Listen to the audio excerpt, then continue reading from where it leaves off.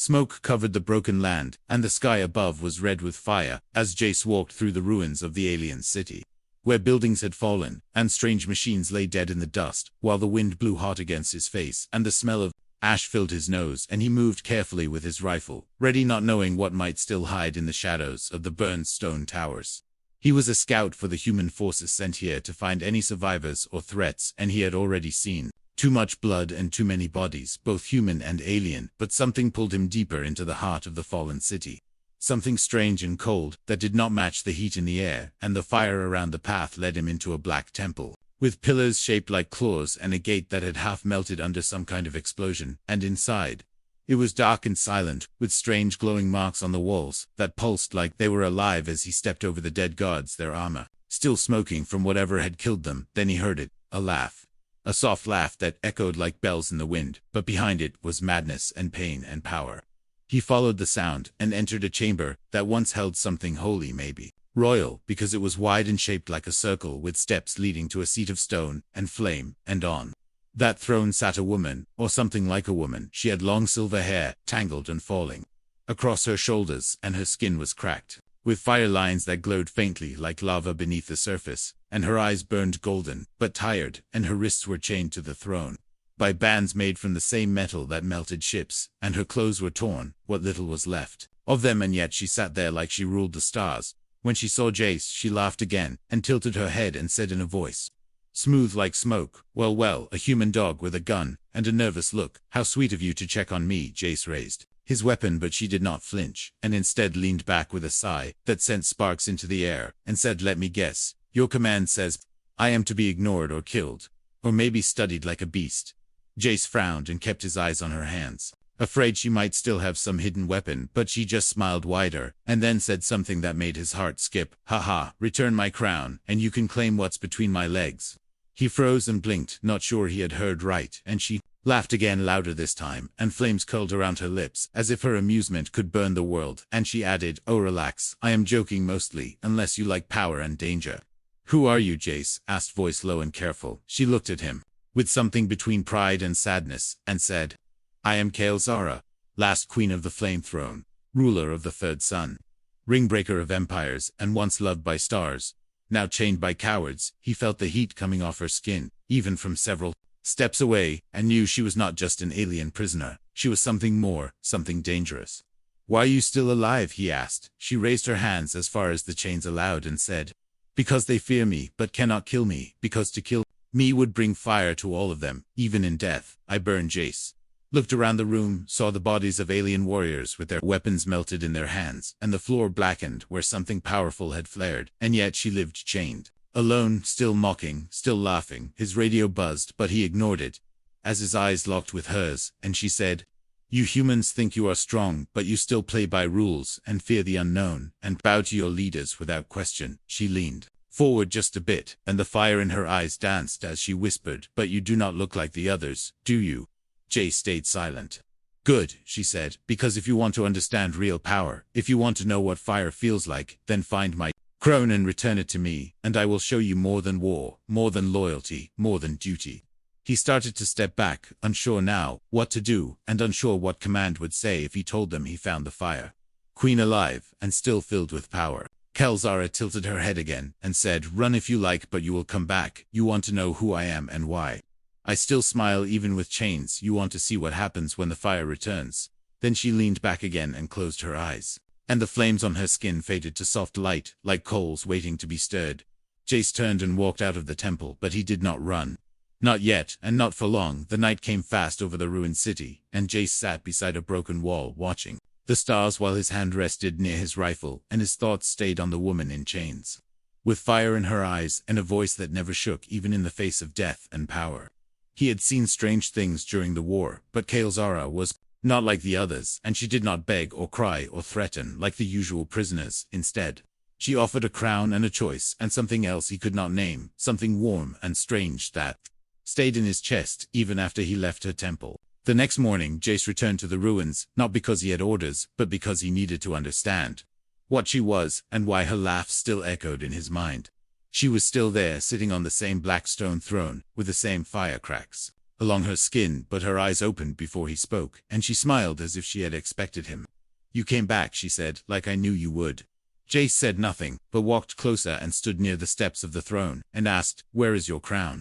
She pointed to the east, where the ground rose into twisted hills covered with black trees and glowing roots, and said in that voice of hers, full of danger and charm, "There, in the Temple of Ash, you will find it locked behind a gate that answers only to pain and blood, and if you are lucky, it will not kill you before you see it."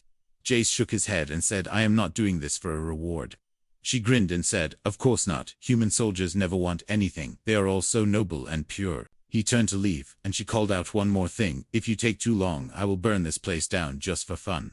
He ignored her words, but not the heat behind them, and as he crossed the broken lands and moved toward the Temple of Ash, he felt something following him. Not a sound, not a shadow, just warmth, like the air had grown thicker around him. The Temple of Ash rose like a claw from the ground, black stone covered in red moss, and strange lights danced on the walls like fireflies that had lost their minds, and Jace pushed open the rusted door and stepped inside with his heart steady and his weapon ready inside.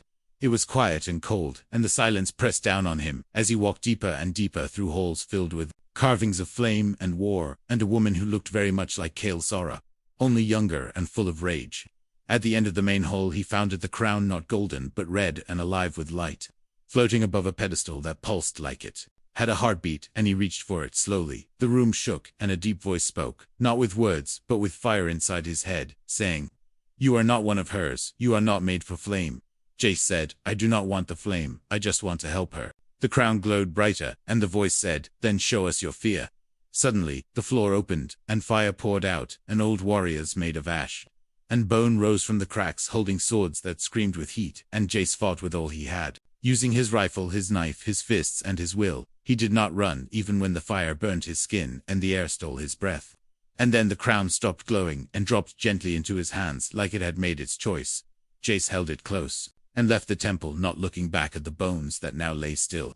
As he walked through the dead city again, the heat around him grew with every step, and he knew she was close. Kelzara stood waiting on the steps of her throne, eyes locked on the crown, and she took one slow step forward and said, "You did it. You brought me back what they tried to bury." Jace handed it to her without a word, and for a moment nothing happened. Then fire leaped from the crown into her skin, into her eyes, into the cracks of her hands, and she screamed, not in pain, but in power, and the chains around her arms snapped, and the stone beneath her feet cracked, and the air around her turned gold. Jace stepped back and watched as her body rose above the throne, surrounded by heat and light, and her laughter rang out again, louder than before. When she came back down, her eyes found his, and she smiled, not like before, but softer, like something had changed, and she said, "You brought me fire without asking for flame. You may yet understand what burns within me." Jace stood in silence, unsure of what he had just done, but certain of one thing. The Fire Queen had returned, and the galaxy would soon feel her rise. The sky above the ruined city had changed, as if the world now breathed fire, and even the stars had stepped back in fear as Jace walked beside Kalzara, who now moved with no chains, no fear, and no limits, as the crown pulsed gently on her head, like it was part of her soul, and part of the storm that followed her steps. They passed broken towers, and cracked roads, and the bodies of beasts that had melted from her flame, and yet she walked calmly with bare feet that left prints of warmth on cold stone, while Jace stayed close, not because of duty, but because something deep inside told him that walking away now would leave the galaxy in ashes. Kale Zara spoke with a new voice, not louder but deeper, filled with fire and memory, and she told him that the crown was not just a symbol, but a key to a greater flame hidden far beneath the city. A living fire that once burned whole empires, and would now burn again if awakened without care. She said the crown had only tasted his blood and his will, and it had chosen not to kill him, which meant he might be worthy to go with her into the place no one dared speak of, a place her people called the Hollow Furnace. Jace asked what would be down there, and she smiled without joy and said old sins, old power, and maybe something still alive, something that once wore her face and wore her name before the fire inside her chose to forget it. They reached a great pit at the center of the city, a wound in the world where no light entered. And Kalzara raised her hand, and the fire in her palm became a sphere that floated ahead and led them down the winding stairs carved into the stone-like ribs of some ancient creature. As they went deeper, the air grew heavier, and the walls began to glow with symbols that shifted when he blinked, and Jace felt a pressure in his mind. like old voices were trying to reach into his thoughts and turn them into ash. He said nothing, and kept walking as Kalzara slowed near a stone door, with carvings that showed a crown with eyes, and a woman with no face and flames that rose from her chest. As if her heart had exploded and turned the sky red, she touched the door, and it opened, without a sound, revealing a chamber so vast that even the firelight could not find its walls, and in the center was a pool of dark fire, not hot, not cold, just still, and watching like it knew they had come. Jace stared at the pool and felt his skin tighten and his breath slow, and then he heard something. A whisper, not from the woman beside him, but from the fire itself, and it said his name, not loud, but clear and full of knowing. He turned to Kalzara, and she looked at him with eyes that flickered like candlelight, and she said, "This is the place where I lost everything, where I burned my own mother, where I gave up love and became fire itself." She stepped closer to the pool and said, "The crown you gave me is only half of what was taken from me. The other half is buried in the flames beneath this pool, guarded by the memories of what I once was, and what I might become again." Jace said then, "Why am I here? What can I do?" She smiled and said, "The fire does not open for me anymore. It knows my rage, it knows my hunger, it needs something else to reach the core, and you carry that without knowing, something I gave up, something I forgot." She reached out and touched his chest, not with heat, but with calm, and said, "Go to the fire and place your hand in it, and if it accepts you, we will find the other half of my crown. If it does not, you will vanish without even a scream." Jace looked at the fire, and then back at her, and nodded, because fear had no place left in him. Not after what he had seen, not after what he had done. He stepped forward, slowly, and placed his hand into the pool, expecting pain, expecting death, but what he felt was warmth, like a memory of sunlight, like a voice from a mother he never knew, like the calm before a battle. The fire pulled him in, not his body but his mind, and he saw things not meant for humans. He saw Kalzara as a child playing in a city made of flame. He saw her standing before a council of stars, holding the first crown. He saw her tear. The sky opened with a scream when they took it from her, and then he saw her fall, not from power but from hope, and the fire that had loved her wept and broke and waited in silence for someone to bring her back. When he opened his eyes, the pool was gone, and in his hand was a second crown, smaller, darker, but just as alive, and Kalzara dropped to her knees, not in pain, but in something like peace, as she whispered, "You found the part of me I could not touch." Jace helped her stand, and the two crowns floated into her hands and merged with light, and the fire around them rose to the ceiling without burning a thing. Kalzara looked at him, and said, "The fire knows you now, and if you stay by my side, then the stars will burn, or bloom at your word." And Jace said then, "Let them burn if they stand in your way." The wind was quiet that night, as Kalzara and Jace sat beside the sleeping fire that once rose like a tower, now dim and warm like an old friend, breathing slowly in its sleep, and above them the stars looked smaller, as if they feared what had returned from the deep below the earth.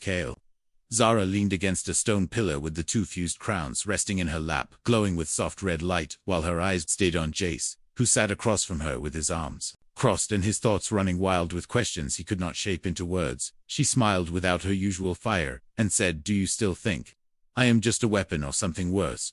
Or do you see the woman behind the flame now?"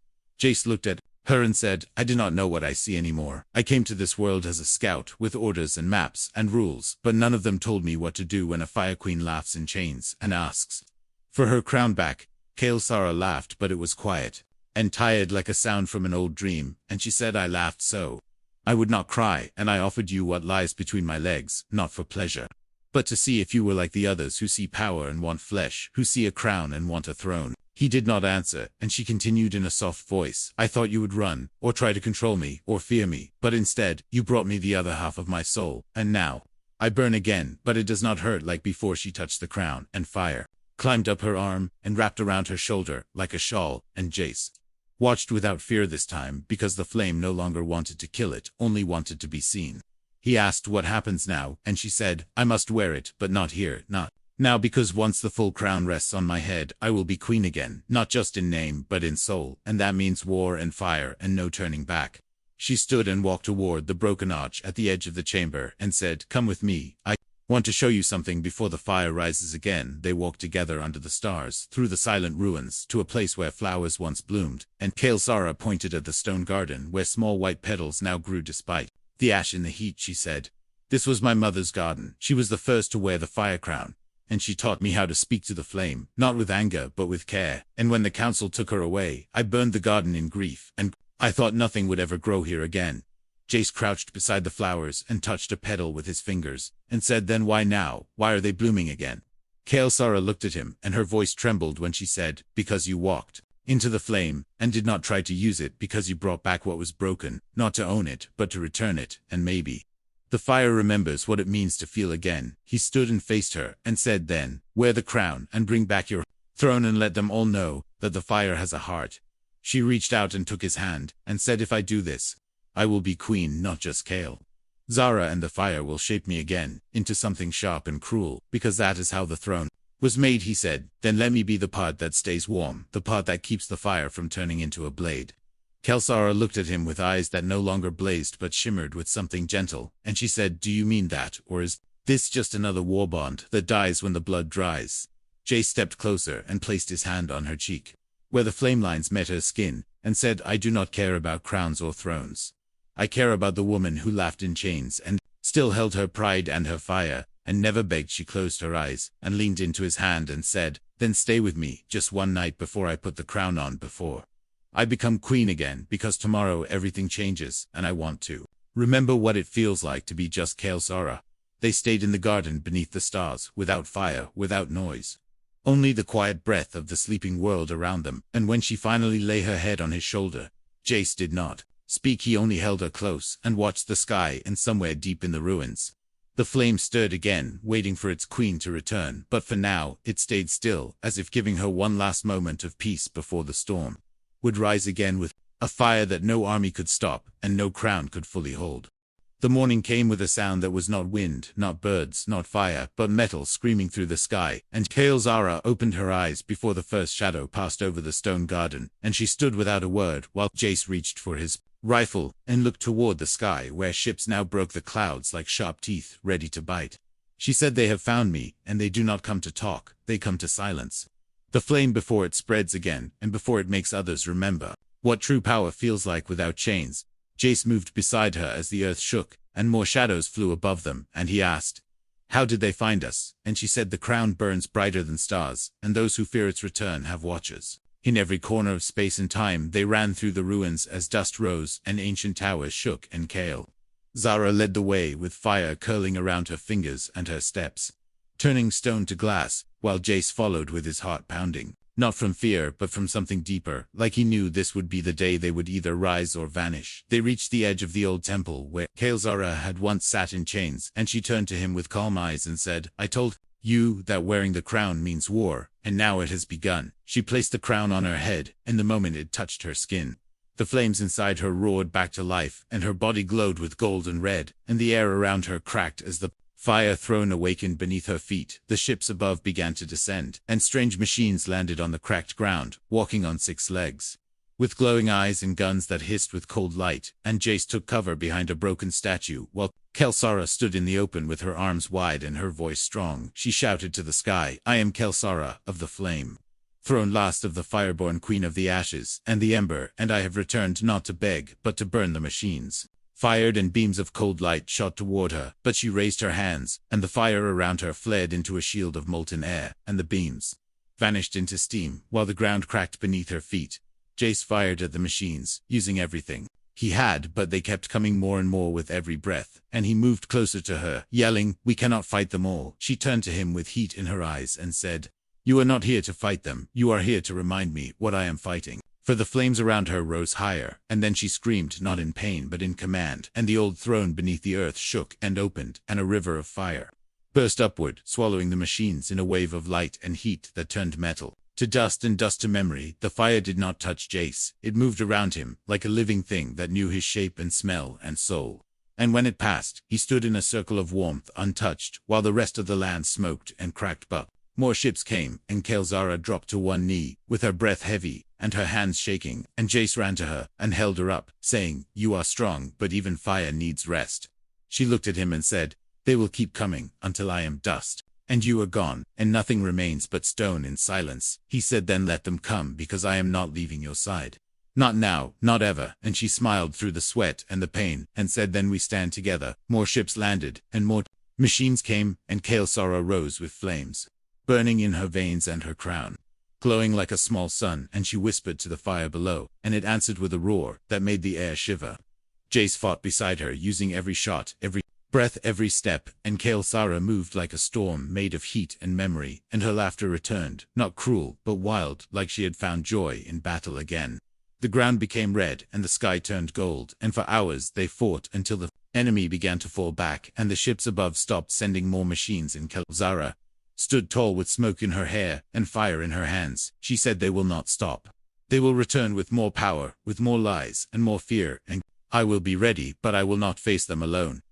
Jace placed his hand on her shoulder and said, "I did not come for war, but I will stay for you," and she looked at him with something soft in her eyes, something stronger than fire. The battle had ended, for now, but the war had begun, and the world would remember this day as the moment the Fire Queen rose, not alone, but with a human beside her, who saw not the weapon, but the woman who still dared to hope in a world that feared her flame. The fire had gone quiet, and the battlefield was still, but the air stayed hot with the memory of war, as Kale Zara stood on shaking legs, her breath fast and her body glowing faintly with the last light of her power, and Jace moved quickly to her side, holding her arm as she nearly fell, and whispering her name like it was the only thing keeping her from fading. They had won the fight, but not without cost, and now the Fire Queen, who once stood tall against machines and sky ships, now looked small and broken with sweat on her brow and fire cracks along her arms, growing dim like a flame that had burned too fast and too long. Jace led her to a quiet place behind a fallen wall, where vines had started to grow again, and he helped her sit against the stone while her eyes fluttered, and her lips moved without sound, like she was speaking to the fire inside her, but it was no longer answering. She whispered, "My crown feels heavy like stone, like ash, and I cannot hear the fire anymore. I feel cold." "Jace, I have never felt cold before." He looked at her hands, which once burned like the sun, but now trembled like leaves, and he wrapped his coat around her, though it was made for frost, not flame, and still he tried, because she was more than the fire. She was the reason he stayed, the reason he fought, and the reason he now felt fear, not for himself, but for her. He said, "Rest. I will watch over you," and she smiled weakly, and said, "You are warm, not with fire, but with something stronger, and I think I need that more than I knew." Hours passed, and the sun began to rise, but Kelzara did not move. She only slept, breathing slow and soft, and Jace stayed close, watching the land, watching the sky, and watching her face for any sign that the fire would return. When she woke again, her voice was stronger, but her eyes still held shadows, and she said, "The fire inside me is hurt, not gone but tired, like a beast that fought too many battles, and now sleeps under broken stars." Jace said, "Then let it sleep and let me carry you for now." And she looked at him, not as a queen, not as a weapon, but as a woman who had lost too much, and found one thing worth holding on to. They moved slowly through the ruins, searching for shelter, and found a cave near the edge of the city where old roots grew from the stone, and small creatures hid in corners, watching them with curious eyes. And Kale Zara lay down near the back, while Jace built a small fire, not with her power, but with sticks and sparks. "Like the old way," she said. "This feels strange to watch a man build fire for me when I once made the stars tremble, but it also feels right." And he smiled and said, "Sometimes power is not in the flame, but in the hand that offers it, without demand." They shared food and water in silence, and she told him stories of her youth, of the first time she called the fire, and the day she lost her mother to the cold council that feared what flame could become when it learned to love. Jace listened and asked nothing, and when she finished, her voice cracked, not from fire, but from sorrow, and he moved closer, placing his hand on hers and letting her feel the steady beat of his heart. She looked at him and said, "You make me feel human, and I do not know if that is a gift or a curse." And he said, "It is both, and I will carry it with you." Night fell, and the cave grew dark, but their small fire kept them warm, and Kale Sara leaned her head on his shoulder and whispered, "I used to dream of a world where fire was not feared, where I could be more than a crown, more than a throne, and now here in this broken cave with dirt on my hands and your coat around my shoulders, I feel closer to that dream than I ever did in my palace." Jace said, "Then let this be the start, not the end, and tomorrow when you rise, you will rise not just as a queen, but as someone who knows what it means to fall and to be caught." She smiled and said, "Then tomorrow I will burn again, not for power, but for hope, and I want you by my side when the fire wakes." Jace promised, and they slept close together, as the fire in the cave crackled gently, and somewhere deep inside her, the great flame stirred again, not with rage, but with warmth, ready to rise when she called it, and ready to burn, not to destroy, but to heal what was broken. The sun rose over the ruins, and light touched the broken towers, while Kale Zara stood at the edge of the stone path, with a crown in her hands, and fire behind her eyes, not wild and angry like before, but steady and calm like a river of heat. ready to shape the land, not scorch it, and Jace stood beside her, holding his weapon low and his head high, not as a soldier, but as something more. She looked at the city that once feared her name. The same city that had chained her to stone, and laughed as she bled, and now those who remained came out from hiding, not in armor, not with weapons, but with wide eyes and cautious steps. And they looked at her like they were seeing a ghost who chose not to haunt them, but to lead them again. Walked through the crowd, and they parted like water around a stone, and Jace followed in silence, feeling the weight of every stare and every whisper, and the people did not speak her name at first, but then one voice called out, "Queen," and another called "Flame," and more followed, until the air was filled with a chant, not of fear, but of hope. She climbed the broken steps of the fire hall, the place where the throne had once stood before war, and betrayal shattered its walls, and she turned to face the people, and raised the crown high, and the flames around her feet rose, with it not to burn, but to light the way. Jace watched as she placed the crown on her head, and the fire took shape behind her, forming wings, made of light and heat, and her voice rang out strong and clear, saying, "I am Lesara, last child of the first flame, born of ash and memory, and I have returned not to conquer, but to rebuild, not to rule by fear, but to lead with fire, that warms, not fire that kills." The people bowed not because they were forced, but because they believed, and Jace felt the fire brush against him like a hand on his shoulder, as if the crown itself had recognized him, not as an outsider, but as something. Nukulzara looked down at him from the throne, now whole again, and said, "Come forward, Jace of Earth. You who walked into fire, and did not burn, you who gave me back the part of myself I thought lost." He stepped forward slowly, unsure of what to do, and she smiled and reached for his hand, pulling him beside her, and said to all who watched, "This man is not my servant, not my god, not my prize. He is the fire. I forgot the warmth that held me when I had nothing left, and he shall stand beside me." As the keeper of flame gasp filled the hall, and some elders whispered in shock, but none dared speak against her, as the fire behind her grew brighter and the sky outside changed from dull gray to deep gold. Jace looked at her and said, "I never asked for a title. I never came for power." And she answered, "I know, and that is why you deserve it, because you stayed not for gain but for mesh." Leaned close and whispered the same words she had spoken in chains that first day. But now they sounded different, softer, full of promise, not threat, and said, "Haha, return my crown, and you can claim what is between my legs and my heart and my fire and my soul. If you still want them." He smiled and said, "I want only you, not the crown, not the throne, just the woman who once laughed through her pain and never gave up." She touched his face, and for a moment there was no war, no fire, no fear, only two people who had found something real in the ruins of a broken world. Outside the people cheered, and inside the throne room the fire glowed, steady and strong, and Kelsara held Jace's hand as they sat together on the seat of flame, not as queen and consort, but as equals, bound by choice, not by blend. Far beyond the stars, where old enemies still watched and waited, the fire sent its message loud and clear. The queen had returned. The flame had found its heart, and the galaxy would burn only if it dared stand in their way together. They would write a new story, one not carved in stone or soaked in blood, but born from laughter, from love, and from the day a human saw, not a weapon, not a monster, but a woman, who still had the fire to rise again.